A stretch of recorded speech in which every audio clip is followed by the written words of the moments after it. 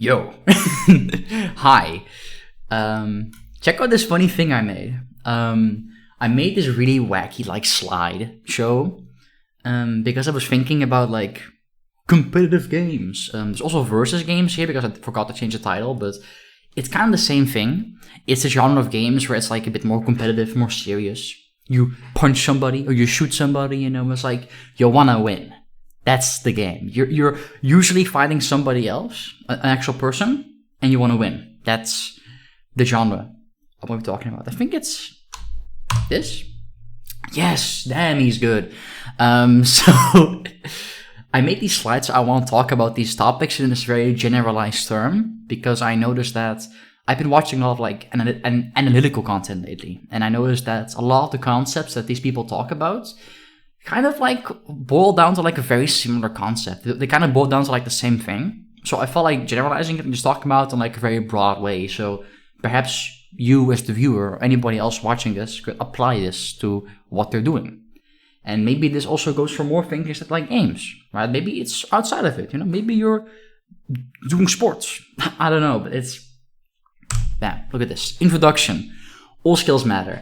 I'm going to be talking about, let me get off my chair real quick, about 5 skills, give or take. And they all have about equal merits. Not literally, but they're all important. Because without one, it's almost guaranteed to all fall apart. If you were to be very good at everything, but let's say, for example, your planning or your knowledge is an Achilles heel and you really, really, really suck at it, it's very likely that if you're playing or competing against a competent opponent, they will recognize that and they will just have their cake and eat it too. They will just run for the money. They will run for the hills if they realize that that's your weak spot. And that's why it's so important to have all these skills, because let's say you're still getting wins, but you deep down, let's say your knowledge is bad. I'm going to keep going with this example, right? You're going to come into a point where you fight against a competent opponent or whatever it is, and they're going to beat you really hard.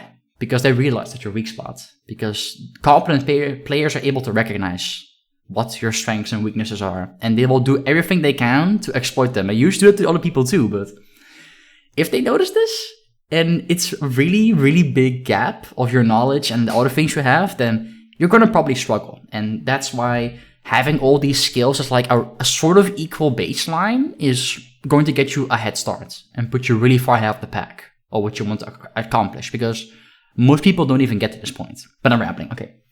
Semi-sorted. The list is sort of sorted, but not actually. It is in a way, but it's not meant to be oh, this is the most important one, this is the least important one. I just sort it in a way that will make sense as we go through the slides.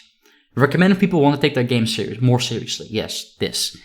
If you just want to play casually, have fun, you're a beginner and you don't mind, then this probably isn't for you. Because the whole point of this is you level up your game. You get better at the things you feel like you're struggling at or you want to improve in. And if you don't think that's that important, you're just going to be putting in work without much reward. But if you find winning and learning things and improving, and also just playing at a more competent level to be very enjoyable and fun, like me, I like playing at a high level because a lot of stuff happens at high level and I find it super interesting. I like almost any game. Then it's probably worth it for you if you find that's where you get most of your enjoyment from video games or anything in general. Number 1, execution. Able to control the character the way you want to. This one's pretty self-explanatory, which is why I put it first, but it is still important because let's say you're really good at stuff, but you don't know, how do I do this again? Or how am I supposed to do this double jump? Or what's that move I have to do again? Or how do I buy this in my MOBA? Or, I don't really know that much about MOBAs, but if you are able to control your character consistently, that's the baseline. Because if are you missing control of your actions, then you're just not going to be able to do what you want to do. AKA be able to physically respond to situations. Physically is different from mentally. Mentally, you can say, I need to do this to get out of here. But if you do something else physically, then you're not aligned with your mind, if that makes sense. Or you're just stuck in a bad habit. But if you're able to do stuff physically, respond, react, and control properly, then that's the baseline. It's what everybody most likely is capable of doing at what you want to improve at. It's the easiest to learn/improve. Pretty obvious. The game gives you all the tools you need, most of the time anyway, to use techniques, advanced techniques, and resources to be able to learn what your weapon, your character, your thing you control does. And it's low-key just boils down to practicing and improving at it in a very deliberate way. It's just you getting better at doing what you want to do. It's super simple. Like, oh, I want to be able to do this cool thing, but I don't know how. And then you learn it and you do it. Like, you just ram it in. And it's the most common high-level skill in the intermediate level. What I mean is, you're going to run into these players or these opponents or whatever it is that might not have the best skills in other areas that we'll get to soon, but the execution is really high because they're grasping what you want, what I want. They want to get better, but then they start at the most obvious thing, which is the execution, which is a fine area to improve in if you think you struggle there, but it is not the way to get good. It's not what you need to be able, like, let's say you're playing a fighting game and you have this super sick, like, infinite combo you discover where you go like, light punch, heavy punch, like you're just doing this infinite on this guy and like, hell yeah, in training mode, you're fighting the dummy, you're having a great time. And then you play it against an opponent and they know how to move and you're like, oh shit, how do I hit them? It sounds a bit dramatic, like a bit too of an extreme example, but that's literally how it goes for some of these people.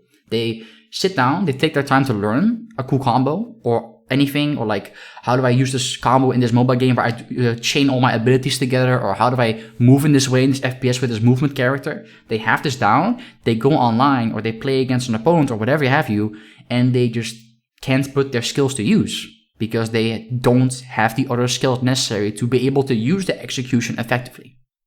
Does that make sense? Yes. Path/setup. Setup is set yourself up for success. And this might be a little bit short because it's very self-explanatory. It carves a way to your win condition, quote unquote. And your win condition is your condition to win. Sounds very literal, but like, your win condition is what you want to achieve so you are able to beat your opponent, win the game, win a situation, whatever have you. This is like kind of intuition based. Let's say you have an advantage of some kind. That's where the path or setup comes in. If you realize, oh, I'm gaining more ground against my opponent, or I damage them, or oh, I have them in a bad spot, that's where the skill comes in, and you'll be able to appropriately push your advantage and don't risk too much. Or else you risk ending up flailing, losing your advantage, and going back to phase 1. And I said here, biggest crutch skill next to execution. I call it the crutch because this usually comes after. This let's say our hypothetical person that struggled getting the infinite combo to land, right? They're like, ah shit, my opponent's moving around and shit. How am I gonna get them in that situation? So then they lap that, and now they're here. And now he is the setup and execution player. Like, he knows how he wants to get the infinite combo. I have to get him in this spot of the screen, get him over here. And then he will do everything at all costs to get you to that position. Like, let's say you're fighting this John person, whoever has the infinite, right? But if you know that they have an infinite, which is pretty obvious because the character or whatever they're doing is a very popular strategy, then you know how to work around it. Even though maybe you don't have the infinite that they have, or you don't have their execution, you just know that they'll do it. So you win for free. This is like another crutch skill, like execution, basically. These two, if you're able to play around these, or you have these better down than your opponent, it's very likely you will win. It's just that simple. And that's what most people know. So that's why they want to maximize these, but don't think about the other 3 skills that we'll get to right now. Knowledge. Knowledge is the literal info that you know about the game. It comes down to doing your homework. Like, oh, I don't know what that move is. Oh, what does my character do? What does my opponent's character do? Oh, what is this weapon? What should I do when I'm in this part of the map or in this part of the screen? What have you? Just basic information. It's low-key doing your homework. There isn't much else to say. It's recognizing your options and that of the opponent. This also kind of ties into the path. Knowledge feeds into the path. Because if you have the knowledge, you'll be able to make more informed decisions, which already stands right there. I skipped a thing, unfortunately. You're able to feed it into other skills, your knowledge. And let's say it's easier to learn it in the past, in my opinion, because we're in the information age. We have the internet. You're watching this video right now because of the internet. Pretty cool, right? It's great. I can talk to you and you can listen to my voice at any time. You don't have to go to me physically. We don't have to meet up and have like a tea party and eat some biscuits. That doesn't need to happen. I just talk and you get to hear me talk. It's that simple because YouTube is cool, you know? I mean, that's a different topic, right? But it's the information age is cool, what I'm trying to get at here. So it's very like it if you play a popular game or like a game with like some form of scene of multiple competitors, you can just look up your character, the weapon, the move, or the thing or the situation, and you will be able to find an answer in like 10 minutes, or like 5 minutes, really fast, because you're just going to like think of it like how you were in high school or like whatever. Or maybe you're still in high school, I don't know, but let's say you're stuck on a test. So look up the answer. You know, let's say you're being a little bit of a dirty Dan. You're gonna look up the answer because let's say you skipped out on some homework or maybe you missed something. That's what you're doing right now in the video game. You're stuck somewhere, so you look it up. But there's no penalty. You're not gonna get like shit on by your competitors because you looked up on Wikipedia. But like, it's what you should be doing, or you just do it yourself. And at the very end here, lowers your mental stack due to less uncertainty. This is a more complicated topic, but I'll get to it very simply. If you are confused, you are flustered. And when you are confused and flustered, you will make more mistakes. The more you know about the situation, your character, your opponent's thing, what they're doing, the less you worry about unknown things that you maybe don't know yet. Let's say, for example, you're playing against me and I hit you with something you've never seen before. Or like, I do something strange that you've never seen before and you get bewildered, you get surprised. This will make you uncertain. And that will influence your decisions and will make you play more passive, more safe, try to observe what's going on. And that's called a knowledge check in the fighting game community. Like, if you don't know, they're going to check you. And if you don't know, they will abuse your lack of knowledge and they will get the win that way. This may also come across in other games, but maybe it's called something else, or it's just, I just didn't happen to know what to do here, so I got run over. You're going to run into this no matter how much research you do. Because I do a lot of research before I play a game, and I still get run over by people that are like, oh, what the fuck was that? And then you think, well, this kind of sucks. Like, I can't know everything. So what do I do? And then it's like, oh, experience, of course. How could I forget? The fourth skill comes with personal exposure to the game/situations. Helps feed into knowledge, but not vice versa. I just talked about it, right? You're going to run into situations you've never seen before. You're going to do things you've never done before. You're going to be just trying stuff out, aka experimenting, what says here. Experience is a very simple concept to understand, so I don't think I need to elaborate on it too much. It's just how much time you spend into the game. But it's important that you don't play mindlessly. There are people I've played that have like, let's say in a fighting game, I have 300 matches, and they have over 4,000, or like 2,000, or something. Oh, excuse me, I'm sorry. Some super high number compared to mine. Like, they played at least 4 times more games than me. You'd think, oh my god, they have so much experience. They're gonna whoop my ass. And then get into the game, and then I beat them anyways. Because simply put, I experimented more, and I was more open-minded when I was experiencing things. Some of these people go on this autopilot thing, where they just kind of do things that feel right. And that's okay initially, but if you don't develop past that stage of your like growth as a player, you're going to be stuck in it, and it's going to just tear you down. Because I was able to fight this hypothetical player that has a fuck ton of games, simply because I was like, oh wait, he's doing the same thing that he's been doing the last 4,000 games. I think I fought this guy before 2 years ago, and he still plays the same, stuff like that. So that's why you have to experiment and try various things out. And that will also help you in the long run, because you're going to fail first.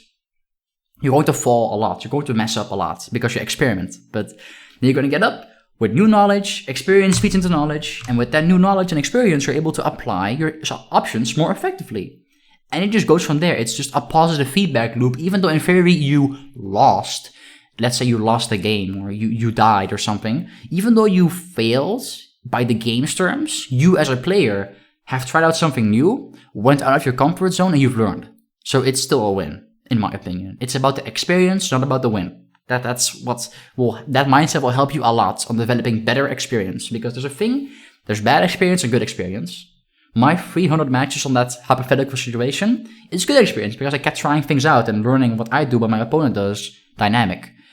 4,000 matches, bad experience. They just kind of did their thing and didn't think constructively during their experience. Does that make sense?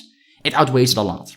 I'm saying that mindset will help you a shit ton. It's going to carry you. If you think like that, it's going to be really, really good. Like, you're going to feel amazing after a while. Trust me. And that's how I felt. You get that epiphany. You're like, oh my goodness. And then you feel like, I'm the best player ever. And then you rip your shirt off and then you pop off.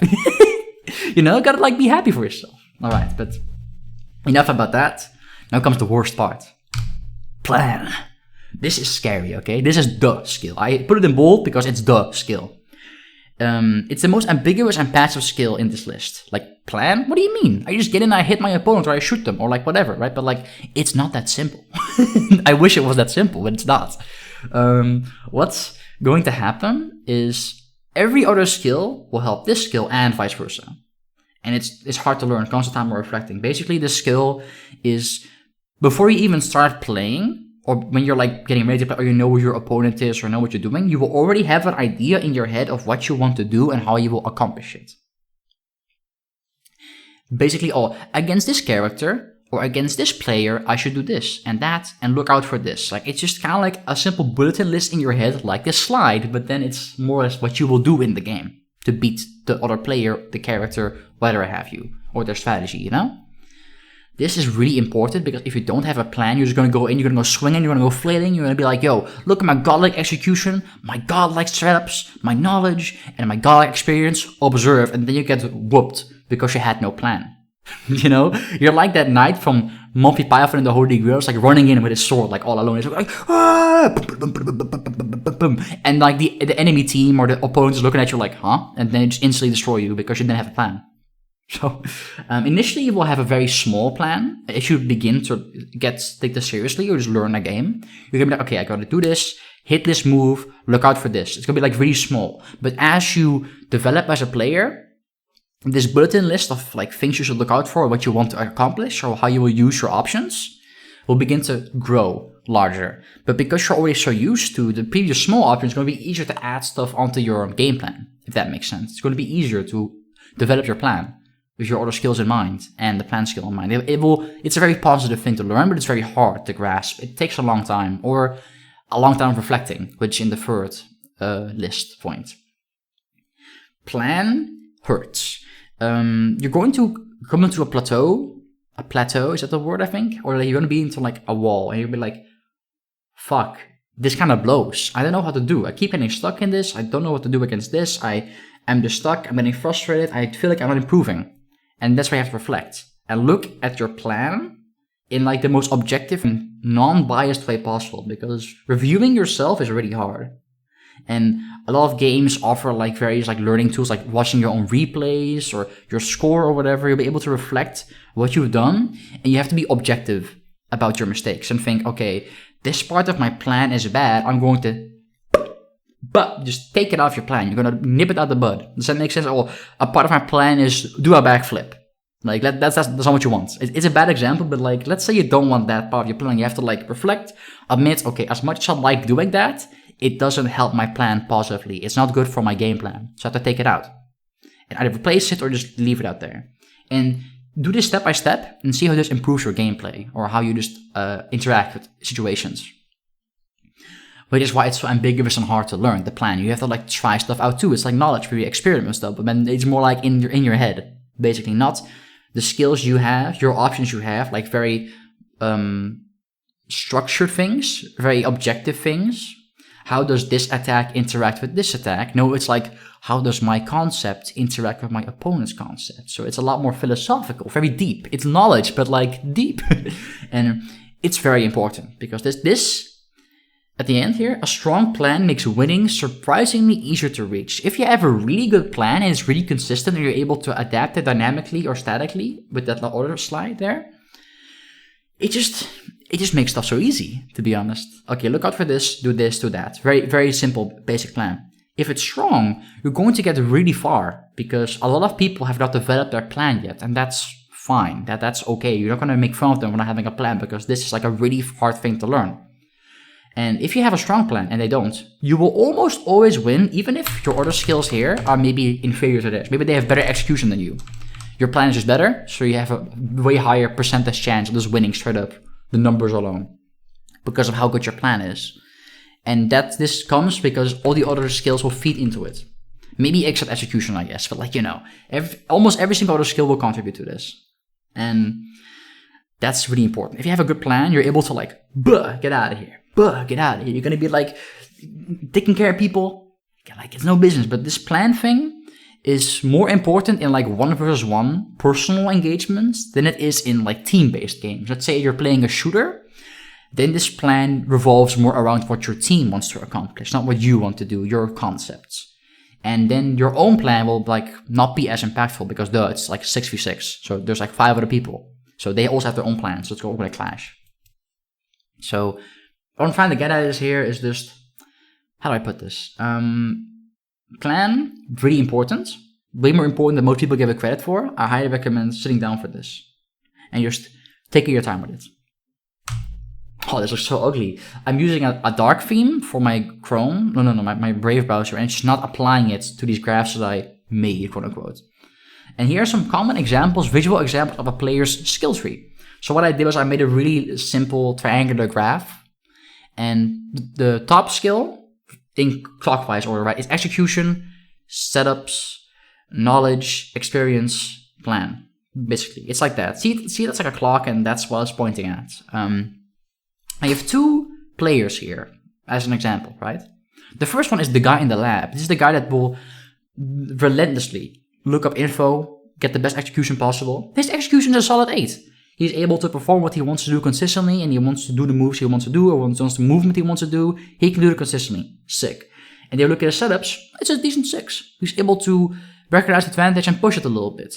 And then we look at his knowledge, also a 6, because he's been doing his homework. He's been sitting down and researching. He doesn't know everything yet, but he does know what he wants to know for now, which is good. But then we get the experience and the plan, and as you can see, they're kind of low. He's like min-maxing his character in an RPG, right? His plan is really weak because he has not experienced enough yet in order to develop a good plan. Even though he knows about all the numbers, he's able to do what he wants to do. He has not opened himself up to the game yet. So his game plan is really weak. It's like, I guess I want to do the things I learned. But then he doesn't really know how to go about it, so his plan is very weak. Even though he has concepts in his head, he isn't sure how to apply them. So it's very likely that this guy will either get what he wants by sheer guessing work, luck, or just a good circumstance, able to take advantage of, and then just push it. But the moment he's out of his comfort zone, forced to learn new things, he struggles extremely hard. And this is a pretty common type of player you'll see, especially in fighting games and in games like MOBAs, where they have this really good build that they got from like their favorite pro player or something. Like, oh, if we combine the wand of epicness and the boots of swag, I will get a bonus buff for us. I'm just saying ridiculous shit right now, but let's say they have the best build ever. They did all this research and they know how to do all the combos with the character. It's the same thing as like a fighting game.